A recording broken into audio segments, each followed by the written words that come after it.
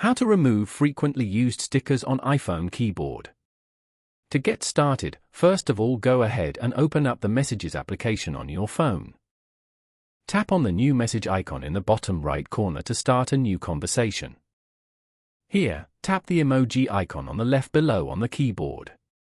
Then slide to the right to go to the stickers icon, which looks like a peeling sticker below. Long press on the sticker you wish to delete. From the options, tap on Delete.